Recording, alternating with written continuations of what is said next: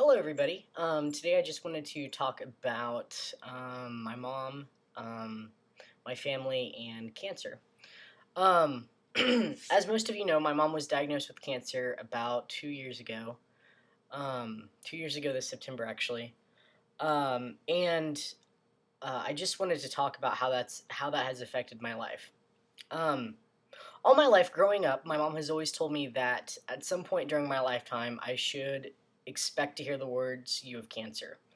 And that isn't, we don't focus on the negative part of that, but with the exception of three or four family members, every person going back to the 1800s has died of some form of cancer in my family. My great grandmother didn't live past her 40s. My grandmother didn't live past her 60s. And it's a vicious cycle. So it's not just breast cancer, it's everything. Um, in my grandmother's lifetime, which I'm referring to my grandmother as my mom's mother, she had breast cancer, thyroid cancer, lung cancer. She had parts of cancer that had gone to her brain, but that wasn't until a few weeks prior to her death. And the cancer that actually took her was small cell cancer. Going back to my mother, though, when she had cancer, when I found out she had cancer, it was devastating. I remember I was actually going to tell her that I was going through with my transition, and we decided to go out for dinner. And in my driveway, she said that they had found a lump, and she had gotten it biopsied, and that she was waiting for the test results. Um, but sitting in the car, we didn't have to say that we knew it was cancer, or that we suspected it was cancer. We knew, we knew. Um, so being my mom and I, we made jokes that this would be like the last dinner we'd have together and things like that. And then in the privacy of my home that night, I laid in bed and cried and screamed and threw a complete tantrum. And it takes one primal scream, I guess, to get it out of your system. I was furious at God. Um, I was upset because I had expected this all of my life, that my mother would eventually have cancer. Um, but I did not expect it to be so soon. My mom is 47, you know, for being 45 and being diagnosed with breast cancer, that's devastating. Um, Absolutely devastating. And I remember feeling very alone, even though I had my family, and even though thousands and millions of women have gone through this and their children have gone through them having breast cancer or any type of cancer for that matter, I still felt alone. Um, I felt like I was the only person on the planet whose mother had cancer. And I'll never forget that feeling. So I'm making this vlog in hopes that people who are either just diagnosed with cancer or have family members that are diagnosed with cancer, you're not alone. And I know that's easier said than done, or easier said than felt, because I never felt like I never felt so alone in my life until that night. We went down to Indianapolis the day that we got the results confirming that she did indeed have cancer, and we talked with a team of doctors and nurses. And the cool part is that one of my mom's doctors actually is colleagues with the doctor that treated Lance Armstrong for cancer. So that was very cool. But the one thing that I had trouble um, grasping is that my mom has cancer. And I remember when I would ask a question, I would always start off with, "Now, my mom has cancer." So, and it's funny to look back now and laugh about, but at the time I couldn't wrap my head around it, that this is my mother. This is my best friend. This is the woman who gave birth to me, who raised me, who loves me.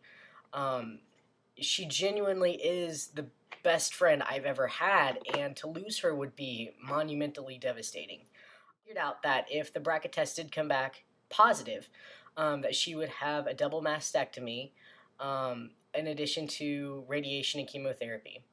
If it came back negative, we would just do a lumpectomy, and then radiation and chemotherapy. Her BRCA test came back negative, and if the chemo did not put her into premature menopause, then they would have to remove it.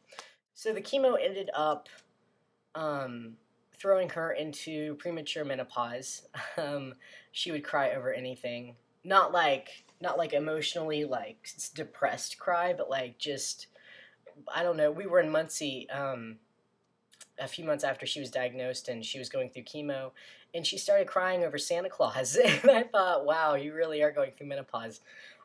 So she doesn't have to worry about getting her stuff taken out, which is cool. She does have the type of cancer that spreads. So right now we're kind of anticipating the worst but hoping for the best. Um, and I don't want to say that I'm expecting to hear that my mom has cancer in a different area, but if it came to that point, I don't necessarily think I would be shocked. Um, would I be pissed? Yes. But I know that the doctors that are working on my mom are probably the best in the state, and they're constantly monitoring her. Every 3 months, she has to go in for a bone density test to make sure that she's not brittle. She has to get blood work done. She has to get scans done. It's a lot of work, but it's worth it if it keeps my mom here longer with me. Bad part of chemotherapy is not just losing her hair, but her energy is virtually non-existent. When she was going through chemotherapy, a lot of the times she would struggle getting through the workday. I remember we always talk every day, no matter what. And I would call her and just ask her how she was doing, and she's like, "God, if I can just stay awake for a few more hours, I know I'll be fine." And it was just because my mom's a beast. Like, it takes a hurricane to stop her from working.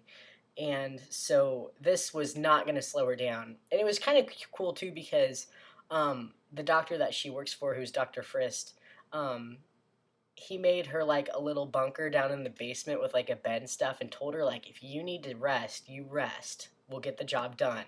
And I thought that was very sweet. I think she only used it once though. But even now, she's not doing any chemo or radiation, because she's in remission. Her hair has grown back, but her strength is still not where it used to be. I don't think I'll ever have my mom back, so to speak. We would go on long walks and talk, and I mean, we would walk for a while, and now she can go around the block once, and she's tired, she's exhausted. So that kind of sucks. Another thing is that she has chemo brain. It's kind of like a mild form of Alzheimer's, because she can't remember conversations that we have. She can't remember things that we've done. Um, she can't remember things that she's done for years working at Dr. Frist's office that just come second nature. She's forgetting these things. And it's frustrating to her. So she has to go on Ritalin, which is primarily used in children. She has to go on that and kick it up a notch. So yeah, that's our little ditty on cancer. We are going to the Susan G. Komen Race for the Cure this year.